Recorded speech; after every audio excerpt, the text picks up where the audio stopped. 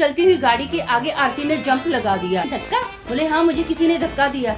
मैंने बोला तेरे पीछे तो कोई भी नहीं था ना। बड़ा शॉर्ट सर्किट हुआ कि पूरे पंडाल में आग लग गई। बहुत बड़ा अपशगुन हो गया। बोले बहुत कुछ ना कुछ बोले गड़बड़ हो रही है। मम्मी इस हिसाब से तो फिर शादी भी नहीं होनी चाहिए। एक रूम में ना 100 बंदे हो और एक ही बाथरूम हो। मैं ये शादी नहीं होने दूंगी। तेरी तो बताती हूँ मैं तेरे को, ये शादी नहीं होने देगी। मैंने आवाज सुनी है, मेरा कोई बहम नहीं है। मैं ये शादी नहीं होने दूंगी। विजय सिर्फ मेरा है। भूत ने आके हग दिया ना, वो बहुत गंदा किया।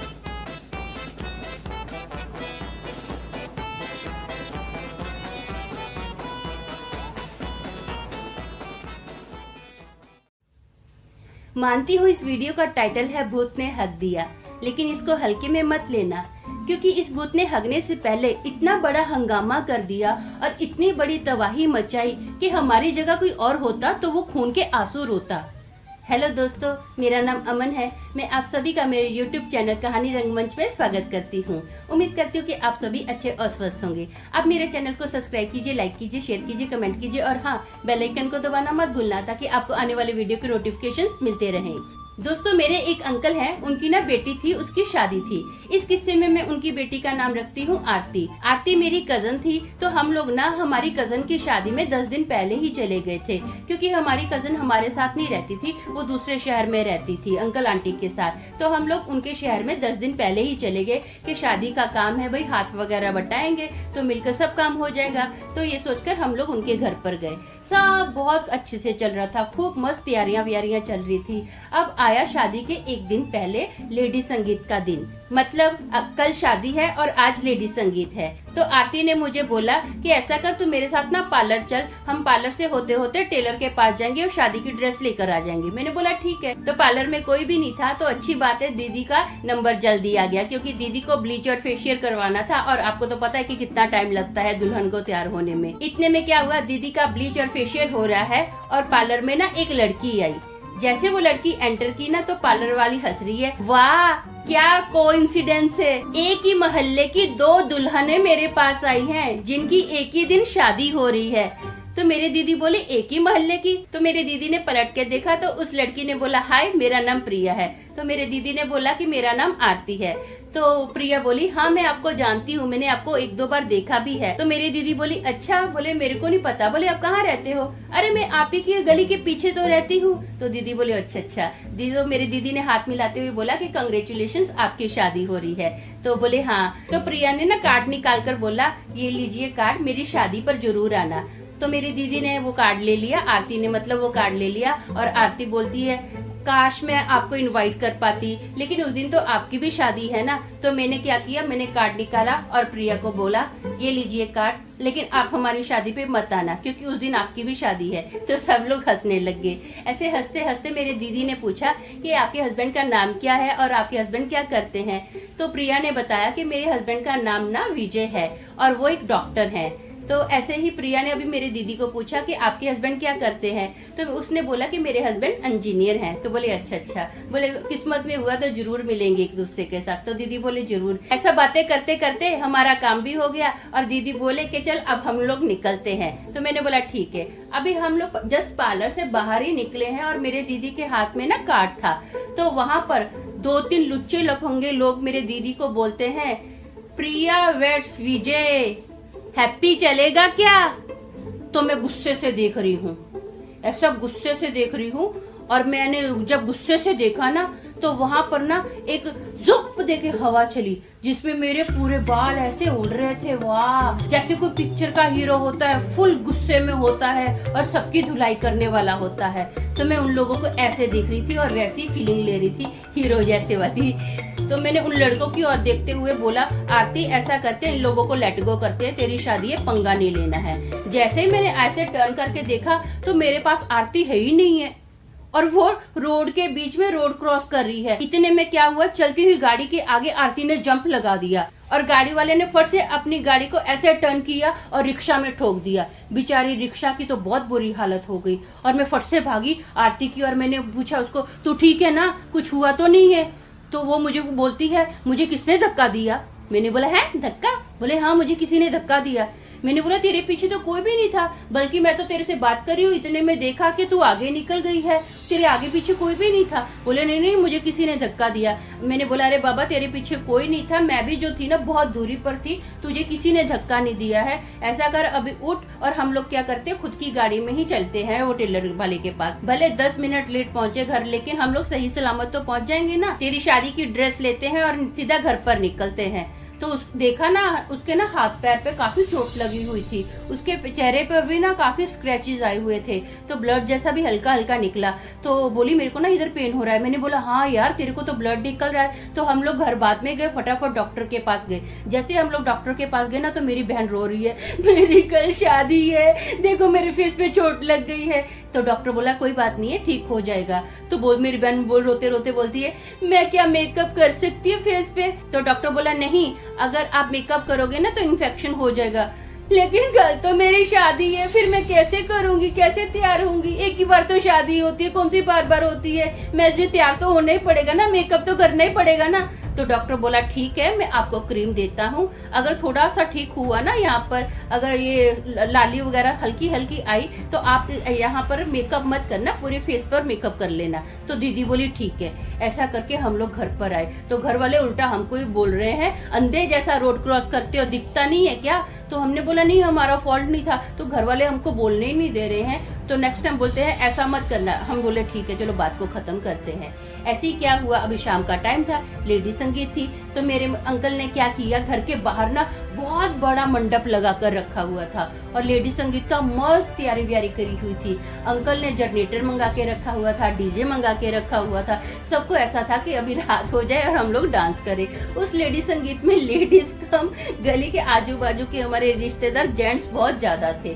सब लोग अभी डीजे चल रहा है, मस्त नाच रहे हैं। 1-1.5 घंटा हुआ ही है कि इतने में क्या हुआ, जनरेटर खराब हुआ, इतना बड़ा शॉर्ट सर्किट हुआ कि पूरे पंडाल में आग लग गई।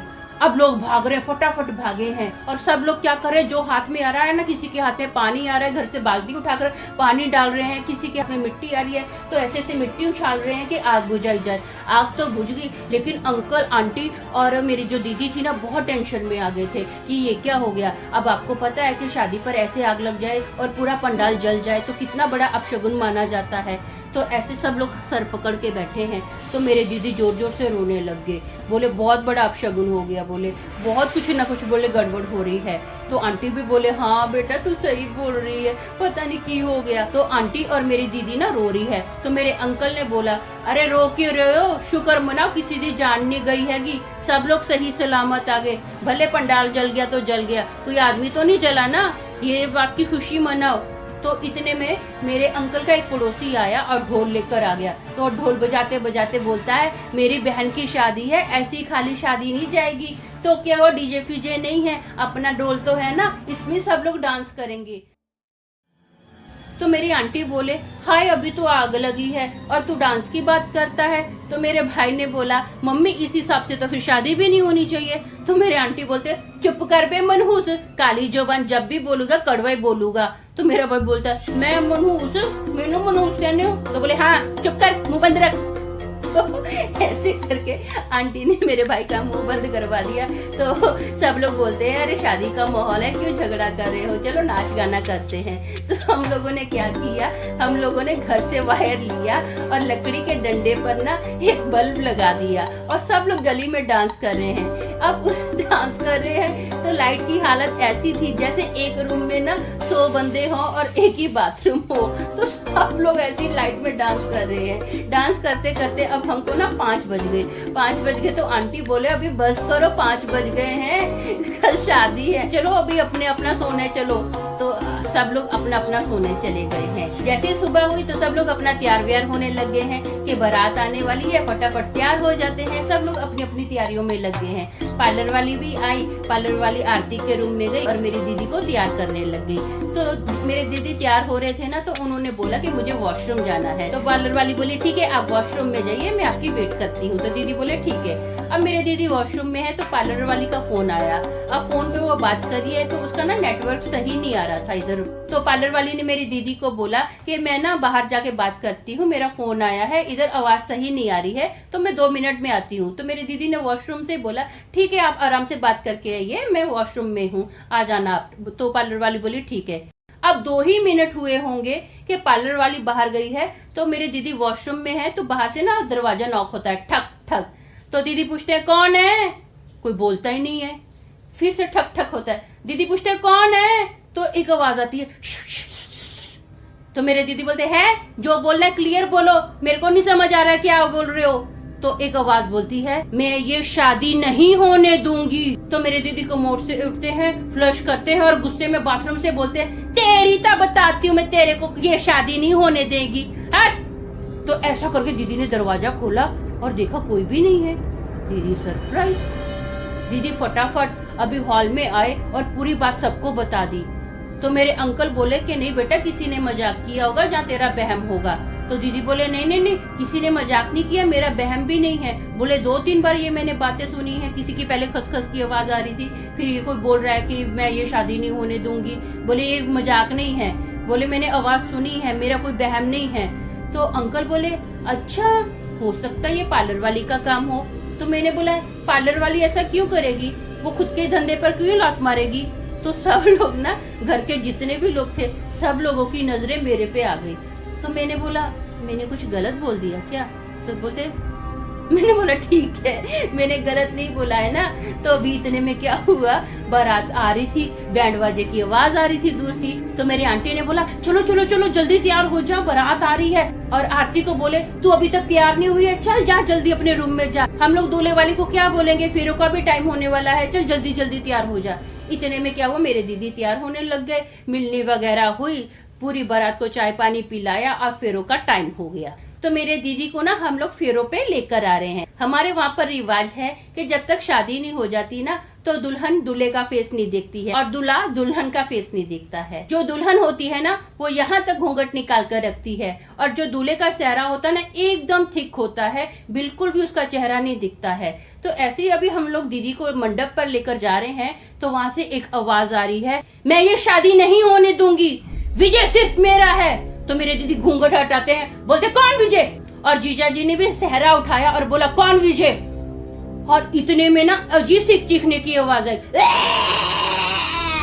उसकी चीख से ना एक ऐसी हवा चली थी कि सब लोग 2 मिनट के लिए एकदम चुप हो गए और सबके बाल ऐसे खड़े हो गए हवा में कि ये क्या हो गया है। उसके बाद ना माइक से आवाज आई और पूरे पिन ड्रॉप साइलेंस के बाद ना सब लोग पूछ रहे हैं ये क्या था, ये कुछ अजीब ही था, ये क्या हो रहा है। तो सब लोग ऐसे बातें कर रहे हैं, बड़ी हैरानी से बातें कर रहे हैं। अभी तो मैं आपको हंस के बता रही हूँ, लेकिन उस टाइम पर तो हम सभी के होश उड़े हुए थे। तो इतने में सब लोग अभी बातें ही कर रहे हैं, तो माइक में पूछा गया कृपया बताइए जो भी विजय है वो सामने आ जाए, अपनी अपनी जगह पर खड़े रहिए, सिर्फ विजय ही सामने आए। तो मैं समझ गई कि क्या कांड है, मुझे लगा कि मुझे आगे आके बताना चाहिए। इतने में क्या हुआ, एक विजय नाम का सदस्य आगे आ रहा है जो कि 5 साल का बच्चा था, और माइक वाला उसको बोलता है तू विजय है। तो सब लोग चौंक गए और सब लोग उस बच्चे को देख रहे हैं कि ये विजय है। अब आपको तो पता है कि मेरा जासूसी दिमाग है, तो मैंने क्या किया, मैं थोड़ी आगे गई और माइक लिया और मैंने सबको बोला मैं बताती हूँ विजय कौन है। तो सब लोग हैरान मेरी ओर देख रहे हैं कि इसको कैसे पता विजय कौन है। तो मैंने मेरी दीदी के पास गई, मैंने बोला कल हम लोग पार्लर गए थे। दीदी बोले हाँ। तो मैंने बोला हमको वहाँ पर प्रिया मिली थी। बोले हाँ। तो प्रिया ने हमको शादी का कार्ड दिया था, शादी पे इनवाइट किया था। दीदी बोले हाँ। फिर हम लोग पार्लर से बाहर निकले तो वहाँ पर लुच्चे लफंगे लोग आपको बोल रहे थे प्रिया वेड्स विजय, हैप्पी चलेगा क्या।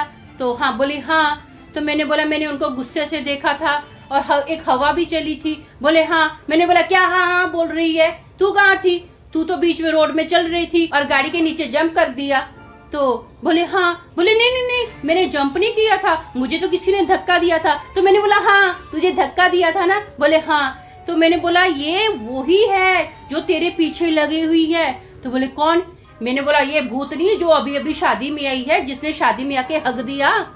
तो बोले क्या, मैंने बोला कि जो भूत है ना वो एक नंबर की गधी है। तो बोले कैसे? उस पार्लर में पहले तुम निकली और तुम्हारे हाथ में कार्ड था और तुमको गंदा कमेंट पड़ा जिसमें उसने तेरा नाम प्रिया बोला था। बोले हाँ। मैंने बोला बस उस गधी बेवकूफ भूतनी को लगा कि तू ही प्रिया है, क्योंकि उसने तेरा नाम प्रिया बोला था ना, इसीलिए उसने तेरे को धक्का मारा। तब से वो पागल तेरे पीछे पड़ी हुई है, तब से वो कमीनी भूतनी तेरे पीछे पड़ी हुई है। और उसी भूतनी ने पूरे पंडाल में कल आग भी लगा दी। और सुबह बाथरूम का किस्सा जो तेरे साथ हुआ वो भी उस भूतनी ने ही बोला था तेरे को। अब हम सब ने जो आवाज सुनी है और जैसे ही तूने अपना घूंघट उठाया और पूछा कौन विजय, और जीजा जी ने अपना सहरा उठाकर बोला कौन विजय, तो वो जीजा जी के चेहरे को ऐसा देखकर चिल्लाई जैसे उसने कोई भूत देख लिया। तो मेरे जीजा जी बोले ये क्या बोल रही है? मैंने बोला नहीं नहीं नहीं सॉरी, मैं तो एग्जाम्पल दे रही हूँ, मैं तो ये बता रही हूँ कि वो आपको देखकर चौंक गई और उसको पता चला कि ये विजय है नहीं है, क्योंकि जो विजय है उसकी शादी तो वो बाजू वाली गली में हो रही है, ना कि यहाँ पर विजय है। ये भूत गलत शादी में आ गई है और उसने हक दिया। अब जो भी हंगामा हो रहा होगा ना वो देखो दूसरी शादी में हो रहा होगा, अब यहाँ पर कुछ नहीं होगा। तो सब लोग बोले पक्का कुछ नहीं होगा? मैंने बोला हाँ पक्का कुछ नहीं होगा। अभी आपको कोई आवाज आ रही है, कोई हवा चल रही है? बोले नहीं कुछ नहीं हो रहा है। तो मैंने बोला फिर देरी किस बात की, चलो फेरे लिए जाए। अब दीदी और जीजा जी डर डर के फेरे ले रहे थे, सब लोग डरे हुए थे, बहुत डरे हुए थे। शादी का माहौल बहुत कम लग रहा था, लेकिन अच्छा है कि शादी अच्छे से हो गई, सब कुछ अच्छे से हो गया, कोई गड़बड़ नहीं हुई है। लेकिन जो भूत ने आके हक दिया ना वो बहुत गंदा किया। आपने मेरी जिंदगी के बारे में तो थोड़ा जान ही लिया है, अब उसी टॉपिक पर थोड़ी कविता भी सुनिए। ये कहानी रंगमंच का स्टाइल है, थोड़ी जिंदगी थोड़ी कविता। गलती सबसे हो जाती है, भूत भी तो इंसान था, स्पेशल पावर के साथ भी अगर वो हक दिया तो पहले हमारा फिर उसका नुकसान था।